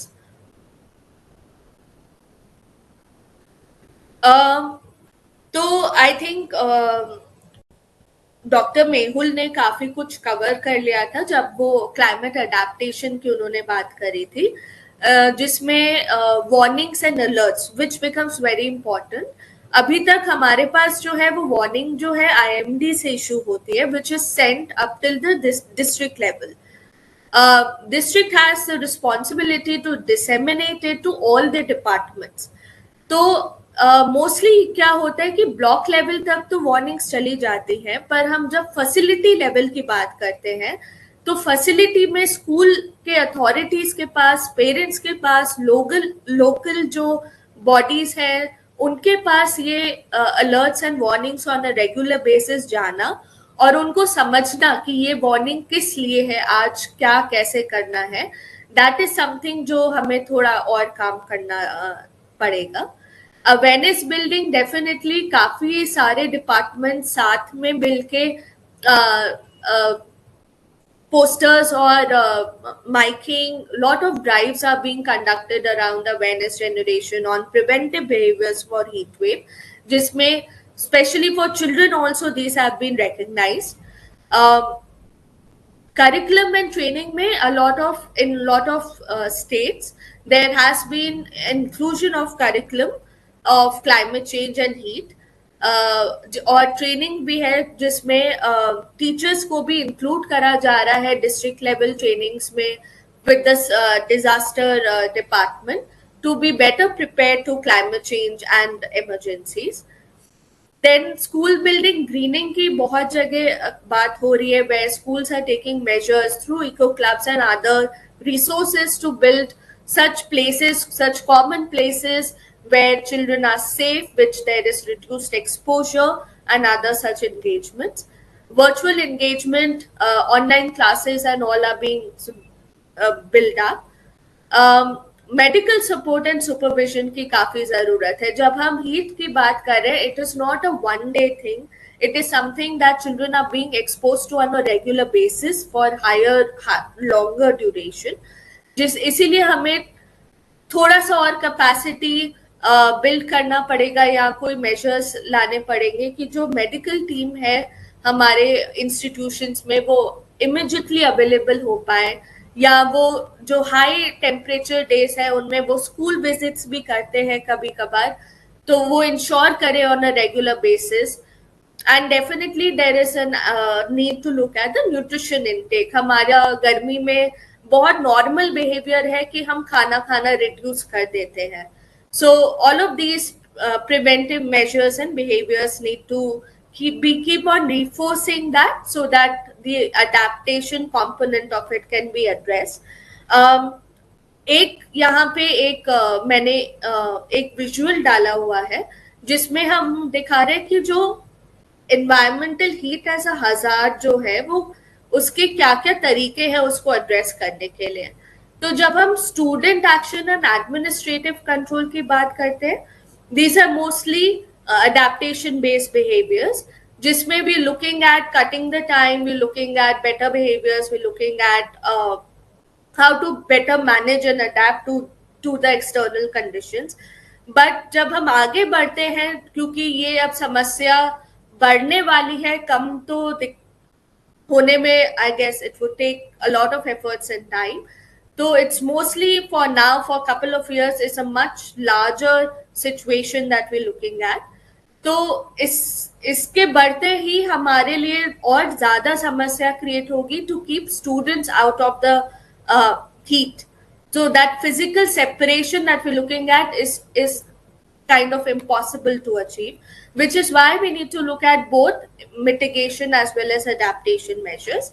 Mitigation measures जो educational institutions में हैं उनको हम कर सकते हैं energy efficiency के बारे में बात करके, water efficiency, we have safe drinking sources, we have water management plans, then we looking at solarisation of institutions, building cool measures, so the infrastructure is built in such a way there is technology, there is white reflective paint that is available, ventilation and all की बात already हुई है.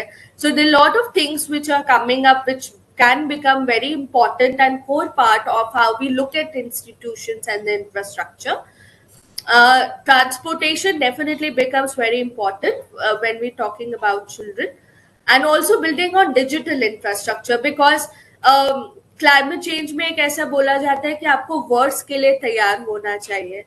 तो जब worst situation आएगी कि हमें access करने में ही ज्यादा दिक्कतें आ रही है, तो उसके लिए हमारा जो डिजिटल इंफ्रास्ट्रक्चर है, digital teaching methods and techniques है, एंड इनको थोड़ा और इफेक्टिव करना पड़ेगा so that at least the learning outcomes can continue.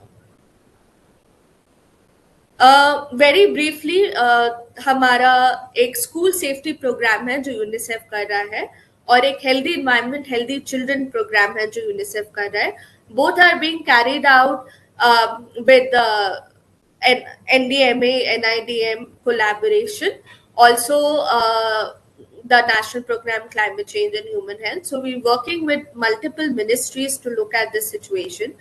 तो जो स्कूल सेफ्टी प्रोग्राम है उसमें काफी ज्यादा चीजें हमने ऑलरेडी ऐड करी है around behaviours and preventive measures at schools that children are exposed to.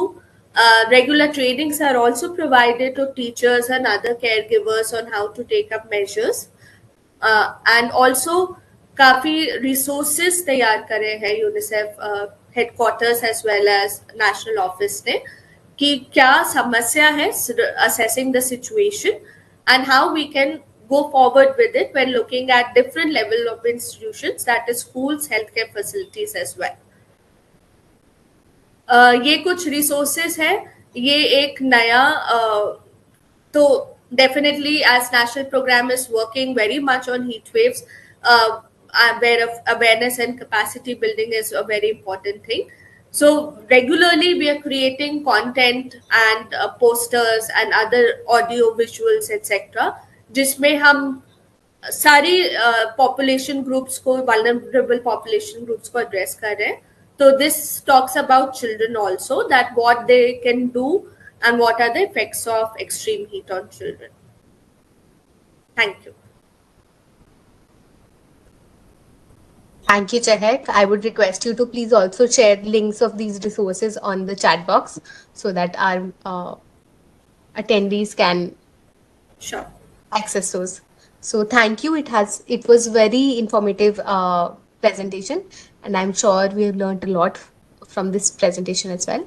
So thank you. Next up, we have Dr. Vanya Gupta from BPS Medical College, Sonipat. She's going to be talking to us about effect of heat waves on newborn specifically, जो newborn babies होते हैं and infants below 1 year age, तो कैसे heat waves उनको affect करती हैं, and how can we protect those small babies from the effects of heat waves. Over to you, Vanya.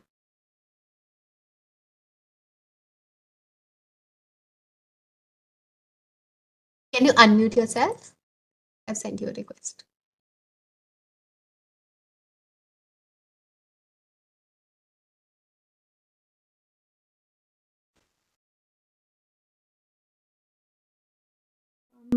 Hi, Yes, we can thank hear you. you. Yes. Good evening, everyone. Thank you so much for having me.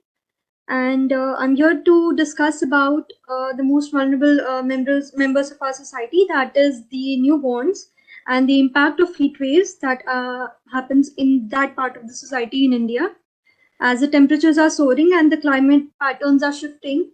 So we have to understand the specific ramifications उनकी newborns की health पे specifically, जो कि youngest citizens हैं. So let's start with this.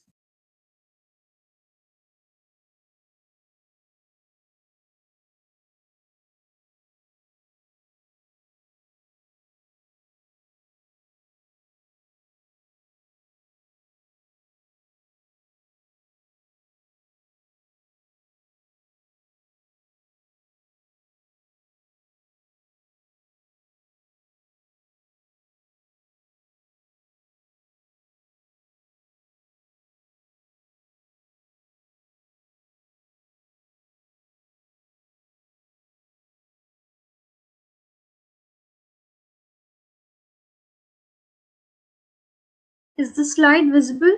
Yes, we can see your screen. Okay. So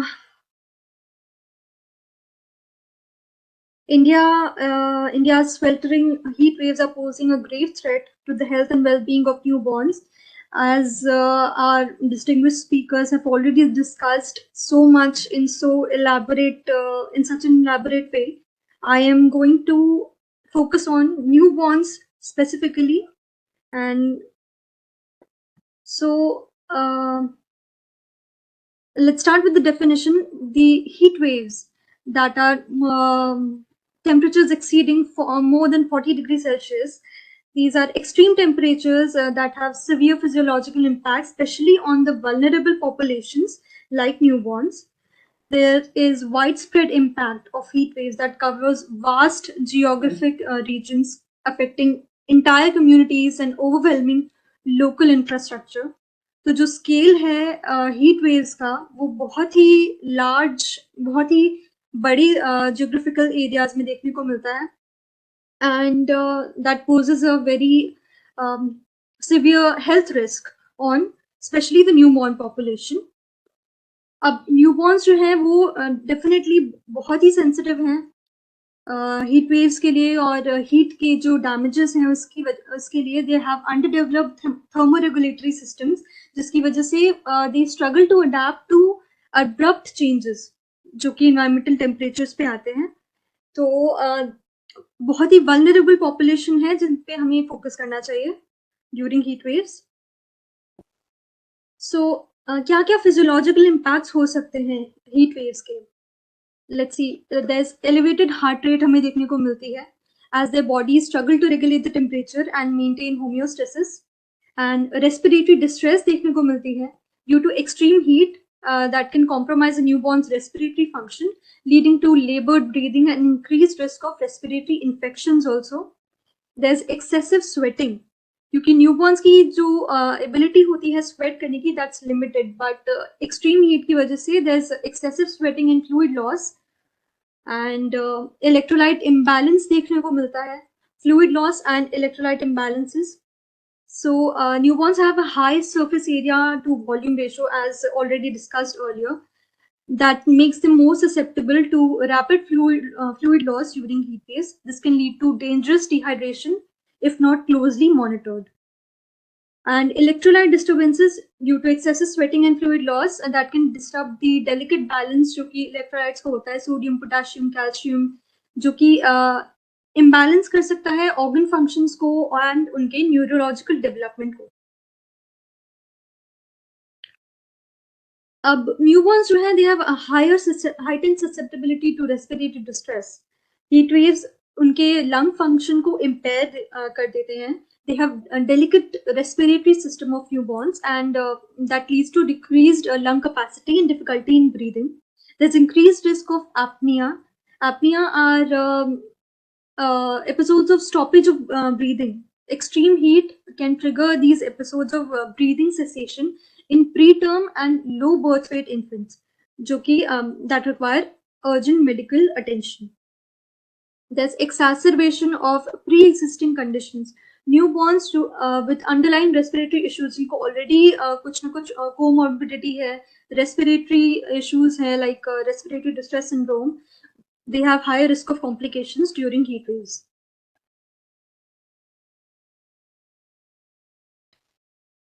Elevated incidence of hypothermia and heat stroke. जैसे कि हम already देख चुके हैं, इंक्रीज बॉडी टेम्परेचर जो कि हाइपोथर्मिया हमें देखने को मिलता है because newborns are more susceptible. They have abnormally high body temperature during heat waves due to their underdeveloped thermoregulatory systems. They are at risk of heat strokes क्योंकि prolonged exposure अगर monitor नहीं किया and ध्यान नहीं दिया, that can lead to life-threatening heat strokes, causing organ damage and neurological complications in vulnerable newborns. Impaired sweating, we have already seen, that puts them at a greater risk of heat-related illness during heat waves. What are the challenges in maintaining optimal body temperature, especially in newborns? Temperature regulations, because they have underdeveloped temperature regulatory systems. Evaporative heat loss, if we don't keep them in check, if we don't monitor, if we don't take care in a specific way, newborns experience rapid evaporative losses through the skin and respiratory system, making them vulnerable to dehydration and electrolyte imbalances. Insulation changes. Newborns have a high surface area to body mass ratio, we have already seen, and limited subcutaneous fat, reducing their insulation against heat and cold. That makes them less able to retain or dissipate heat effectively. Physiological strain. Extreme temperature can place physiological strain on newborns, जिससे उनकी जो energy होती है, जो कि उनके development में जानी चाहिए, that is diverted towards away from critical growth development. Also, during heat waves, there is increased vulnerability to infectious diseases to these newborns. उनका जो immune system होता है वो compromise हो जाता है. Newborns, especially those born prematurely, have underdeveloped immune systems, making them more susceptible to infections during heat waves. High susceptibility. Extreme heat can weaken a newborn's ability to fight off common infections, increasing the risk of complications like pneumonia, sepsis, and meningitis. Vigilant monitoring. Healthcare providers must be extra vigilant in monitoring newborns for early signs of infection, जो कि हमने already देखी अभी, and provide prompt treatment to prevent serious outcomes. Now, because we are talking about newborns, let us see कि neonatal mortality rate पे क्या effect होता है heat waves का. According to the recent stats, 15,000 infant deaths each year, and estimated 15,000 newborn infants in India succumb to heat-related complications during heat waves. 30% mortality increase has been seen during heat wave events. The neonatal mortality rate in affected regions can spike by as much as 30% compared to non-heat wave periods, and twice risk doubling. Newborns are twice as likely to die during heat wave compared to normal weather conditions. Now, lastly, we're going to see some strategies कि हम अब कर क्या सकते हैं इसे इस problem को mitigate करने के लिए. So, preventive measures like optimize the nursery conditions, ensuring nurseries are well ventilated, temperature controlled, and equipped with cooling devices to maintain a comfortable and stable environment for the newborns. Educating parents and caregivers. Parents and caregivers should have a proper training on recognizing heat-related symptoms and administering first aid. Encouraging proactive hydration and skin protection for newborns. And enhancing medical preparedness. Obviously, newborn की जो health facilities होती हैं, they should be having backup power, emergency cooling systems, and adequate supplies to manage the heat-related complications in newborns. Adequate hydration. Newborn may to keep the newborn well hydrated by offering frequent feedings of breast milk or formula. Breastfeeding can help regulate the baby and body temperature and provide essential nutrition. Lightweight clothing. Dress the neonate in lightweight, breathable clothing that covers their skin to protect from sun, but also allows airflow. Avoid overdressing as a baby, as this can lead to overheating. Shade and protection. If going outside, ensure that the neonate is shielded from direct sunlight. Using a stroller or with a canopy or baby carrier with built-in sun protection can be helpful, and use a lightweight blanket or muslin cloth to cover the baby's skin. Other than that, we have already seen, as Jugal sir has already pointed out, a lot of methods to mitigate and take care of children during these heat wave periods. And yeah, this is it. Thank you. Thank you, Dr. Vanya. You beautifully highlighted the extreme risk that heat wave pose, especially to newborns and infants, and how important it is to educate the caregivers, parents, especially even grandparents, towards these various risks and what they can do to mitigate those risks and to take care of the children better during heat waves. So thank you so much. Now we are done with our individual sessions. Can we, now we are going to move on to our question and answer section. If any of our attendees, they want to ask specific questions to our children or not to our children, sorry, if they want to ask any questions to our speakers, they can write them down in the chat box or raise their hand and we can come to them for the questions.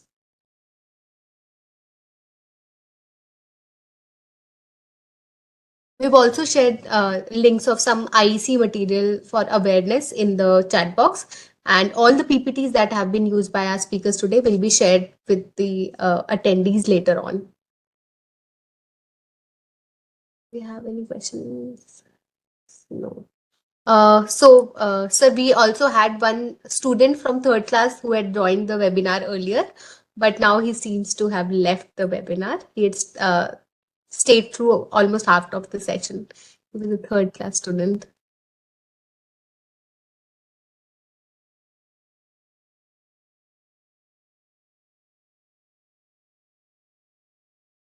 No major question. No major questions. I think we've covered majority of the things. Anything else जो आपको लगता है हमें maybe हमने miss out कर दिया हो, या कोई ऐसे preconceived notions हो लोगों के उसमें कि जैसे newborns को हमें नहीं air conditioning में रखना चाहिए even during heat waves. तो कैसे मतलब parents should keep that in mind कि एयर कंडीशनिंग में जब हमें कंफर्टेबल लग रहा है तो even newborn's will be comfortable. Atisha, we can hear a bit of echo. I think there is some other device which is also. Atisha, Yes, sir. I think one point for Jugal sir to respond on, right, Udar Sijam. See that many times the air conditioning temperature is quite low and the outside temperature is very high, and when people have to go out, so it makes a great difference, and that also causes severe problem. So any advice from Jugal sir to people, and more particularly when we are keeping our children or infants, so what temperature we should maintain so that when we take them out or when we ourselves go out, what any idea, any kind of advice from Jugal sir or any other member of the panel? Yeah, Anil ji, ये eco इसको बंद करो. Anil sir के device ठीक होगा. Unmuting him. Yes, sir. Question बहुत important है. जी sir बताइए. ठीक है. हाँ, ये बहुत अच्छा क्वेश्चन है. एक्चुअली हमारे साथ में भी होता है कि हम ज्यादा टाइम तक बहुत अच्छे एयर कंडीशनिंग में रहते हैं, और अगर सडन चेंज हो, जैसे आपने बताया कि हीट वेव का डेफिनेशन है, सडन चेंज अगर होगा टेम्परेचर का तो उसमें ज्यादा इफेक्ट होते हैं और ज्यादा मॉर्टलिटी भी होती है. तो वही है कि अगर टेम्परेचर आपने 19, 18 या 20 किया हुआ है और फिर बाहर का टेम्परेचर अभी जो चल रहा है वो 45, 46 के आसपास है या कहीं कहीं पर 41 है कंटिन्यूअसली, तो ये sudden change of 20 degree temperature, no body can balance such a huge change in a short period.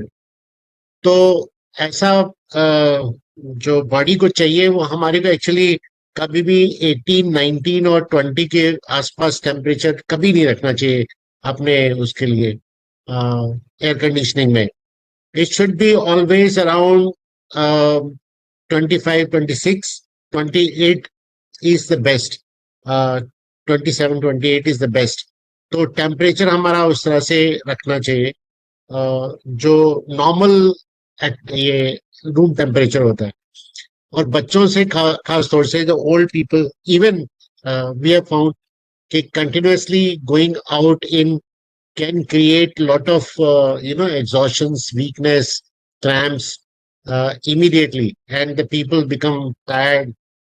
तो सभी से एडवाइस है कि टेम्परेचर को थोड़ा सा ज्यादा रखें, ना कि बिल्कुल 19 डिग्री पे उसको रखें कि बिल्कुल आप ये सोच रहे हैं कि हम जैसे कोई हिल स्टेशन पे आ गए, उसकी फील महसूस करने के लिए आप एयर कंडीशनिंग इतना ठंडा रखें, वो बहुत ही ठीक नहीं है. वो ठीक नहीं है. जी. Thank you, Dr. Thank you, sir. So we have a few hands raised. Okay, requesting DI Gurugram to unmute themselves. Please ask your question. मेरी आवाज आ रही है? जी बताइए. जी आ रही है. मैम, जैसे कि अभी बात हो रही थी, मैं राजेश बोल रहा हूँ DI गुरुग्राम से.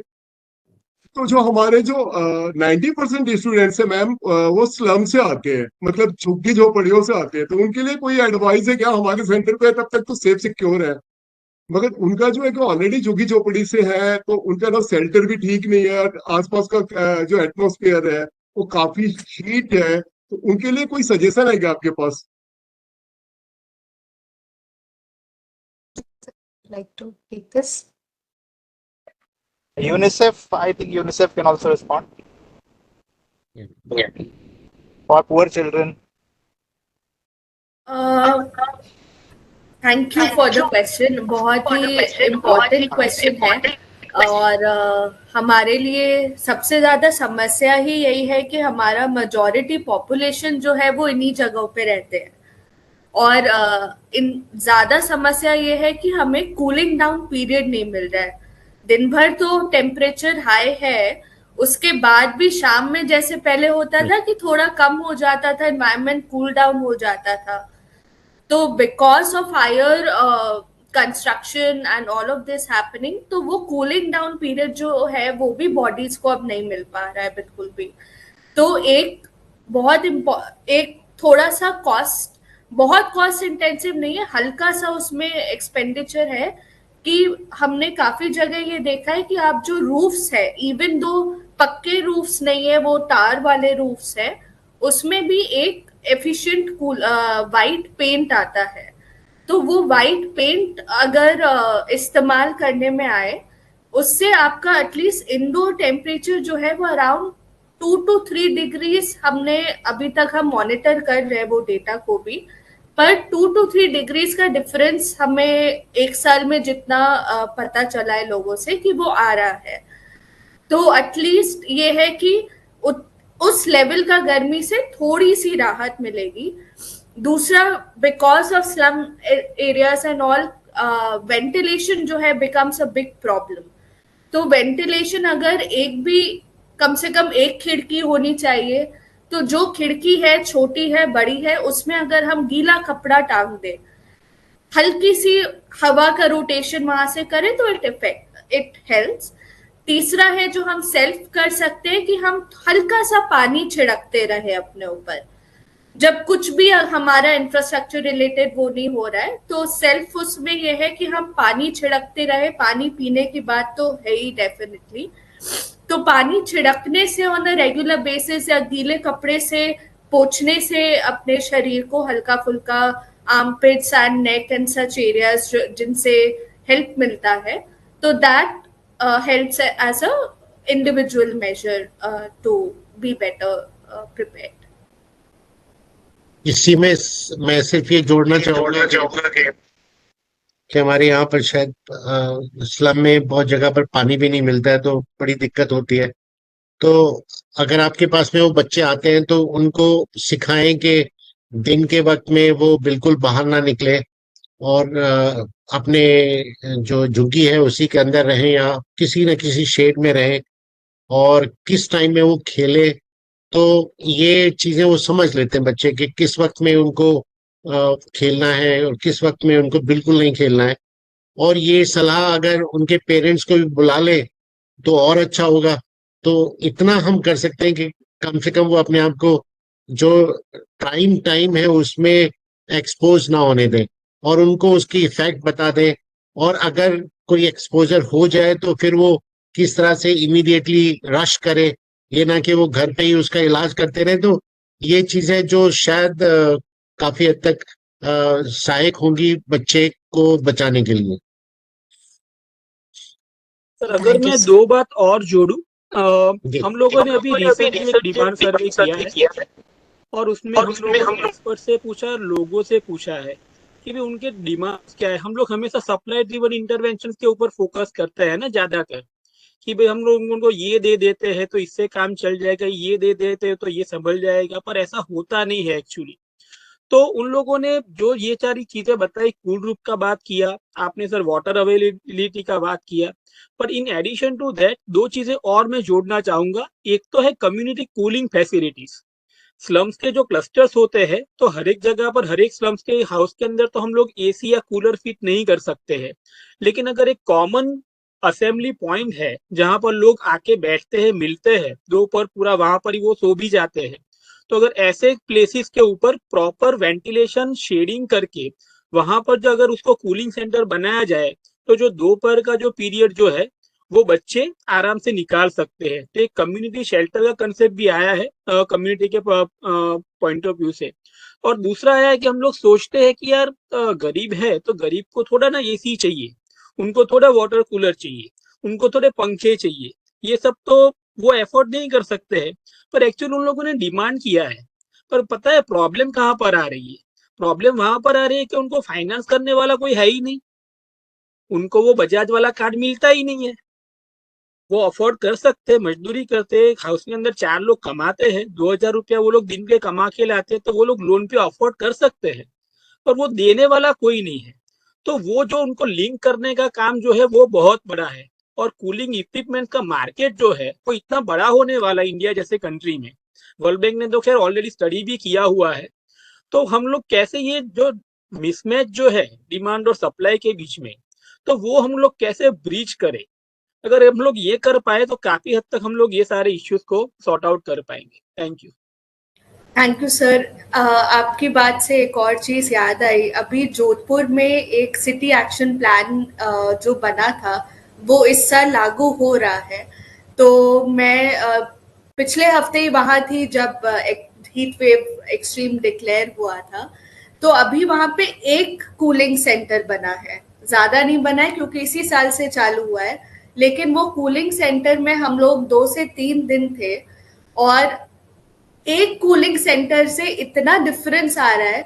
तो अगर हम बाकी ऐसे initiatives, and very much grateful to the work that is done by Mahila Housing Trust, they have taken it up, and district administration, very important for them.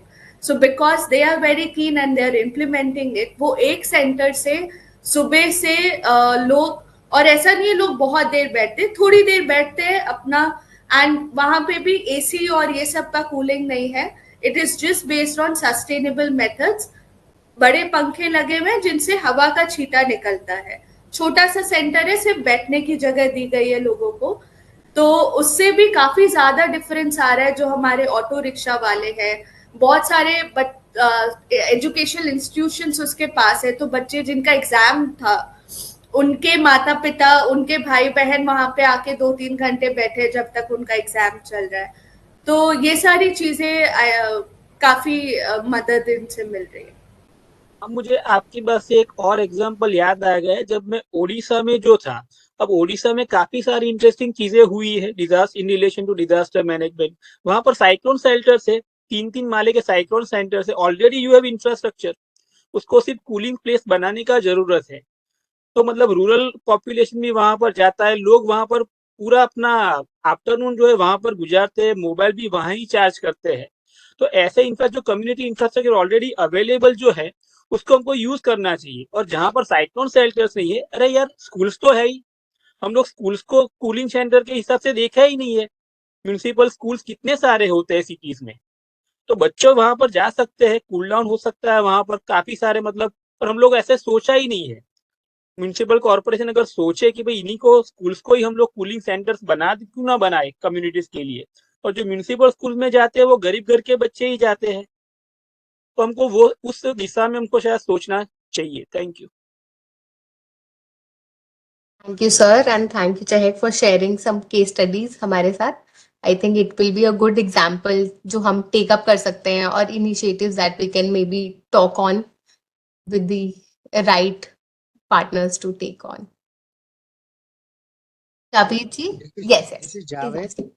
Yes. I am from Jammu and Kashmir, and we have been seeing a huge challenge from cool temperature to moderate type. Now we have extreme type of climate here.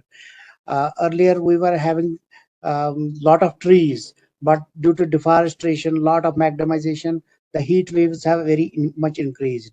Now, even we had a time when we are not using the fans. Now we are using the fans and coolers and other things also. My question is actually one regarding where there we have soft type of temperatures, and now it has raised to a maximum extent. And second is that what about the children with disabilities who have a lot of intellectual disabilities? There are so many intellectual disabled conditions where when the temperature increases, the behavior issues happen.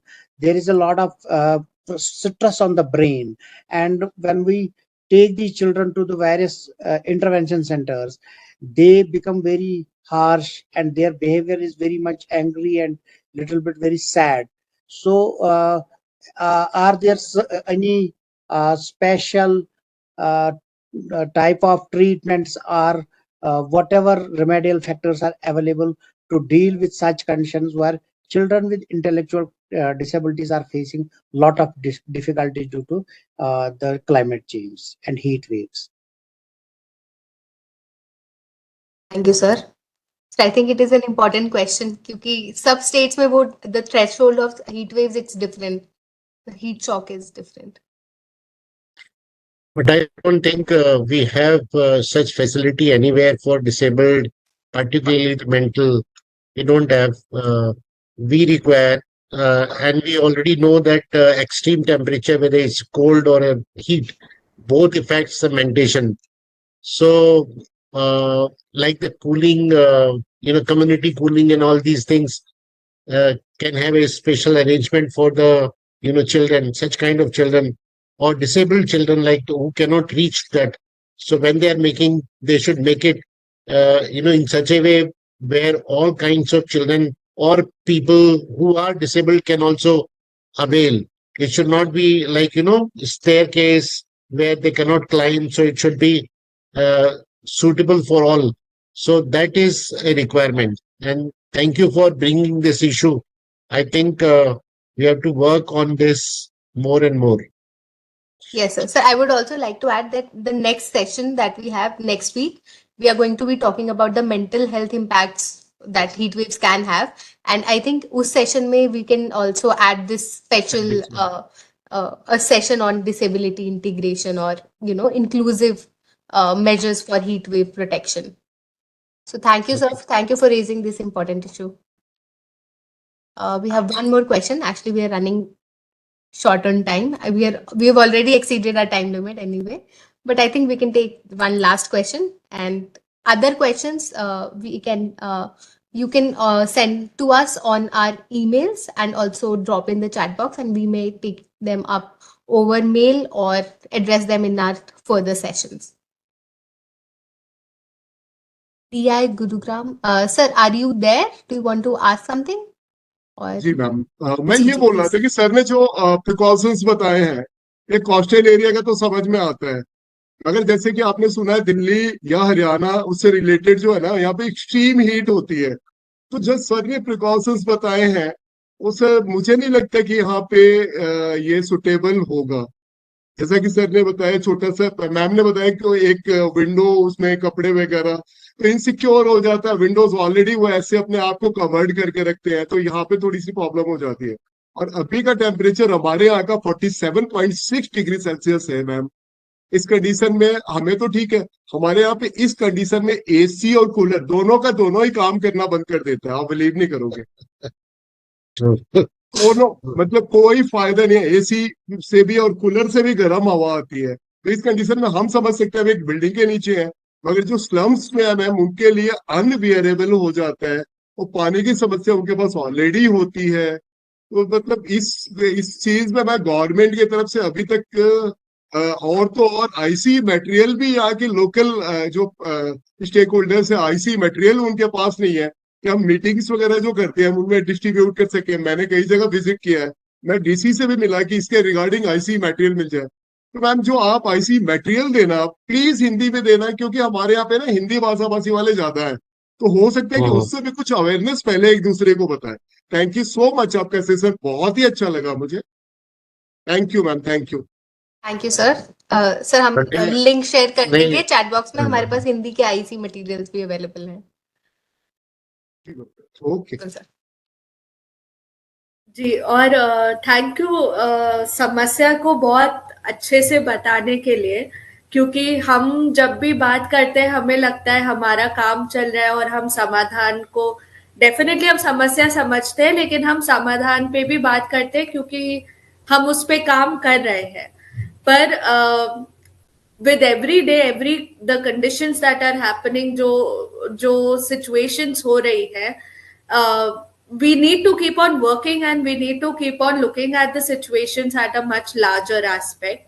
तो हमें लगता है कि अच्छा ये नहीं है तो ये हो जाए, ये नहीं है तो वो हो जाए, तो जब कुछ भी नहीं है तब क्या?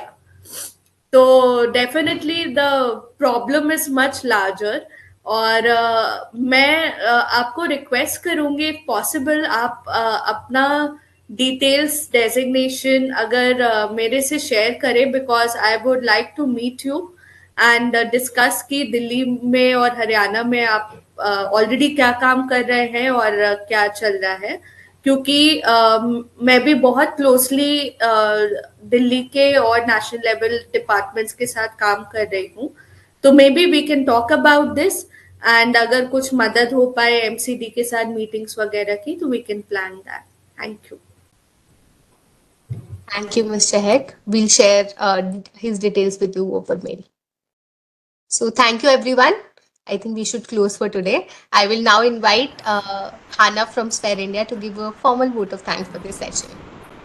Thank you so much, Atisha. It was a wonderful session. So many informations that we received. I would like to thank all our speakers, especially Anil Gupta sir for starting off the session, and also all of our speakers, Mehul sir, Jugal sir, and also Chehak ma'am, and also Dr. Vanya. Thank you so much for explaining everything in very detail. We really learned a lot from today's session.